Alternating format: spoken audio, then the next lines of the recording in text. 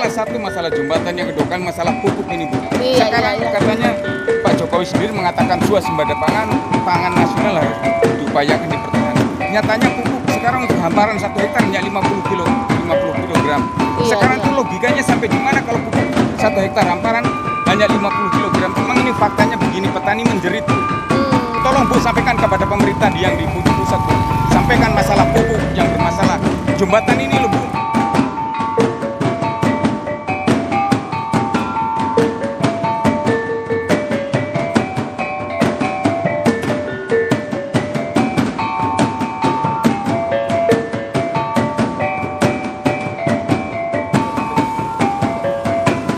Iya. Assalamualaikum, halo teman-teman sekalian, selamat pagi. Hari ini sahabat Salut sekalian, saya berada di Jembatan Kalinala ya. Tadi pertemuan dengan beberapa tokoh masyarakat di Waihatu. Kita sedang meninjau jembatan kali ini karena jembatan ini jadi penghubung ke daerah-daerah areal sawah ya. Waisamu. Mari silakan Pak. Ya. Jadi sebenarnya kali ini potensial sekali. Awalnya ini ada bendungan bendungan irigasi yang terhubung untuk pembangunan untuk irigasi sawah yang potensial di mana itu ya Pak? Waisamu. Desa Waihatu dan Waisamu. Nah, berada bersama ada Pak Mul. Beliau ini ketua koperasi ya. Mantan Raja Waihatu, ya Desa Waihatu, Kepala Desa Waihatu. Kemudian juga ada Pak PI, BUMDesnya, pengelola BUMDes, dan Pak staf desa, staf kaur pemerintahan. Beliau juga Gapoktan ya, Ketua Kelompok Tani apa Pak? Sri Jadi Satu ya. Dan di ujung sana ada Bang Asrul Kaisuku, Ketua DPD PKS Kabupaten Seram bagian Barat. Nah, dalam upaya untuk bagaimana mendengar aspirasi masyarakat, masyarakat mengusulkan ya Pak, apa aspirasinya Pak? Silakan Bapak-bapak. Monggo. Slamet baru tiba di tempat juga. Assalamualaikum Pak Slamet, saya Bu Sadia Ulu Putih Pak. Terima kasih Bu sudah berkunjung ke sini Bu. Iya. Terima kasih, kebetulan pernah ketemu sama Ibu waktu ada diklat di waktu itu ya BIMTEK ya. Iya. Secara kebetulan tuh pas dialogis kok Ibu menghindar dari Gapoktan ini. Waktu badan itu momen yang sangat strategis sekali ya. Berkendala satu masalah jembatan, yang kedua kan masalah pupuk ini Bu. Iya, Sekarang iya. katanya Pak Jokowi sendiri mengatakan swasembada pangan nasional harus diupayakan dipertahankan. Nyatanya pupuk sekarang untuk hamparan 1 hektar hanya 50 kilogram. Iya, Sekarang iya. itu logikanya sampai di mana kalau pupuk 1 hektar hamparan hanya 50 kilogram itu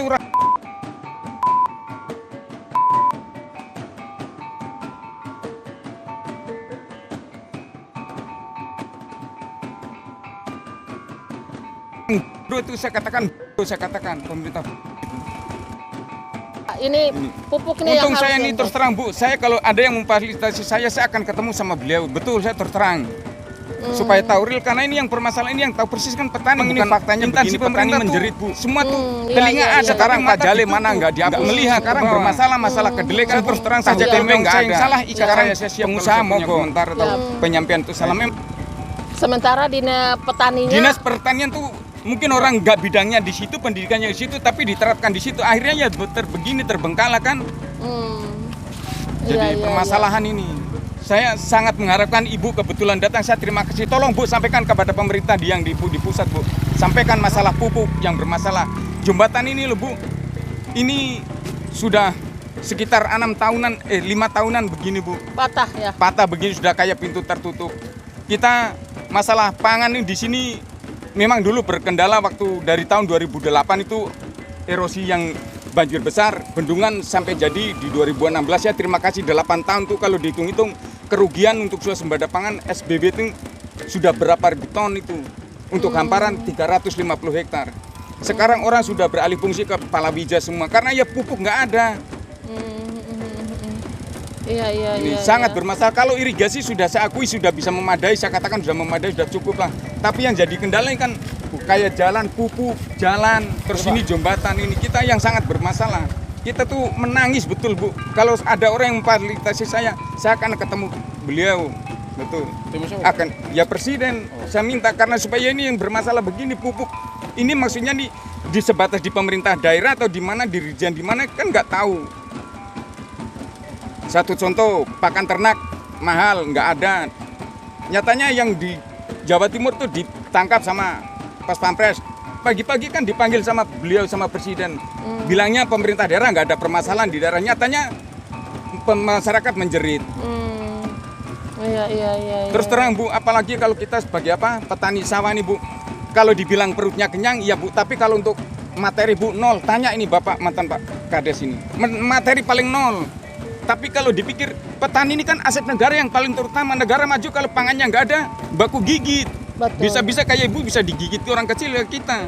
Betul. Terus terang. Gimana nih kedaulatan pangannya bisa Ya ini bangkit? kedaulatan pangan ini kemana? Jangan cuma gembor-gembor di pusat di ini, tapi sampai di sini mana nggak ada. Bicara paradigma nelayan petani kita maju nggak ada. Nilai tukar petaninya jadi turun gitu ya. Dulu yang sudah ada padahal hanya berjalan berapa ini saja enggak.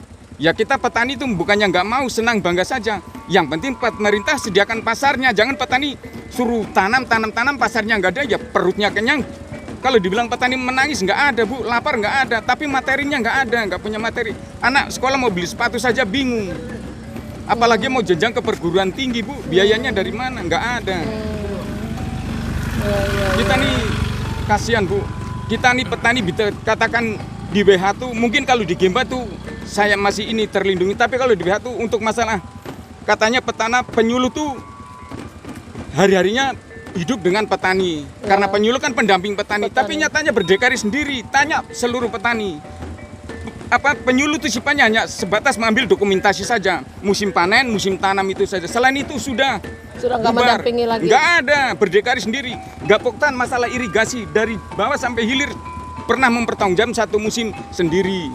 Ya karena OP ada tapi nggak diperdayakan. Ada honor, ada anggaran ya dipekerjakan, kalau nggak ada anggaran nggak dipekerjakan. Jadi permasalahan sandimen itu baru penggalian dari tahun 2016, baru kemarin ada penggalian saluran tuh sampai ketinggian 2,5 meter hampir 3 meter sampai 50% sandimennya baru digali kemarin. Kita sebenarnya sudah berulang kali ke kabupaten menyampaikan. Pernah kita warning group di kabupaten diminta di provinsi oleh Balai Sungai kabupaten katanya sanggup. Nyatanya terbengkalai sampai sekarang. Ini baru alhamdulillah baru selesai digali sandimennya. Coba Bandungan tuh nilainya bukan sedikit Pak Jokowi itu terapkan, tapi nggak ada pemeliharaannya Bu. Kalau Ibu lihat prihatin, betul nggak ada pemeliharaan. Saya terus terang saja. Kalau ini mau ini direspon, disampaikan di pusat biar tim dari pusat turun sendiri lihat klarifikasinya. Kalau memang saya salah nggak sesuai dengan fakta, ikat saya orangnya ini Bu. Saya siap untuk masyarakat Wihatu, saya yang bertanggung jawab. Ya makanya ini kita sempatkan waktu saya lagi terima untuk kasih kesini. betul Bu. Iya, saya terima kasih. Kebetulan baru-baru kita mau menyampaikan kok Ibu. Iya saya nggak tahu. itu. Nah ini bisa ketemu. Ya ini sudah saya sampaikan unek-unek ini sudah saya sampaikan. Yang bermasalah pupuk Bu. Iya. Ini pupuk nih di Panja Pupuk Untuk juga kita sudah hamparan sampaikan. 1 hektar kalau cuma 50 kg tuh ya sampai di mana Bu? Terus produktivitas suruh Mari, Pak, meningkat ada tuh yang mobil. nggak mungkin kan? Bisa sesingkir kita. Ini dengan mobil Pak pas Sama. lewat. Mantap. Ya, panen ya. Ya, Panen sekarang jagung ya. orang beralih fungsi Bu. Jagung sekarang yang dominan jagung sama semangka Bu. Ya. Karena ya ini beras kita panen meriah. Panen kemarin sampai sekarang saja kayak di Wemital beras ada yang nggak terpasarkan. Ya karena nggak ada yang beli. Beras dari luar malah impornya beras Vietnam, Thailand. Ya memang kalau logikanya kita orang bodoh, memang di situ orang bisnis, pemerintah bisnis karena fee-nya besar. Kalau untuk mensubsidi beras, sekarang kalau memang pupuk subsidi mau dihapuskan, silakan. Kalau berani beras petani disubsidi supaya petani katakan petani sejahtera. Katakan petani sejahtera memang ya sejahtera, nggak pernah menangis. Sayur mayur pangan ada sendiri, tapi kan nilai materinya kan nggak ada, ekonomi uangnya. Iya. Oke. Ini jadi masukan catatan tersendiri Iya, bagi Bu. kami ya, Iya. Pak. Nah ini Bu lihat sendiri jembatan sudah begini sudah bertahun-tahun hanya dijanjikan. Saya pernah dari pusat datang ini ada Tower Desa nih. Saya tanya ini momen politik kalian kunjung ke sini. Saya tanyakan begitu sampai ini ditanya itu siapa itu Gapoktan. Bicaranya pedis. Saya pedis orangnya. Ya harus pedis. Memang Pak. pedis. Saya itu dengan intansi saya nggak takut. Saya takut sama masyarakat malah. Saya nggak mau kesal dan pemerintah. Siapa orangnya yang penting kalau saya benar saya sikat. Betul, Bu. Saya terus terang jadi orang nggak punya latar belakang pendidikan SD saja nol besar terus terang. Tapi saya kalau untuk ini saya nggak ini. Memang dulu kita pernah di 2019 pernah diajak ke Jakarta dengan kegiatan Padi Trisakti. Memang cuma kita dibatasi. Betulnya kita mau berkunjung ke satu tempat tapi dibatasi. Seandainya itu bisa masuk, ada kesempatan mungkin itu ada hasil buat kita di WHT. Ya, oke sampai di sini dulu ya Terima Pak kasih, Bu. Slamet. Ya. Sampai jumpa Ya. lagi. Insya Allah. Kayak ini Bu panen begini. Sini bin di Gimbam berpuluh-puluh di sini cuma satu saja ini Bu. Kan bermasalah hari ini.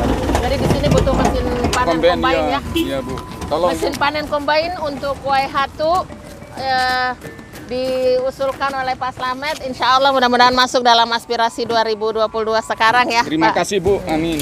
Demikian dari kami bersama masyarakat di WH1 Bangkit Majukan Maluku bersama Salut melayani dengan cinta. Katanya siapa yang mencintai masyarakat, masyarakat akan mencintainya. Betul ya, Ya, Pak ya, Slamet sebaliknya ya? memang betul, Bu. Sebaliknya. Oke. Siap. Kalau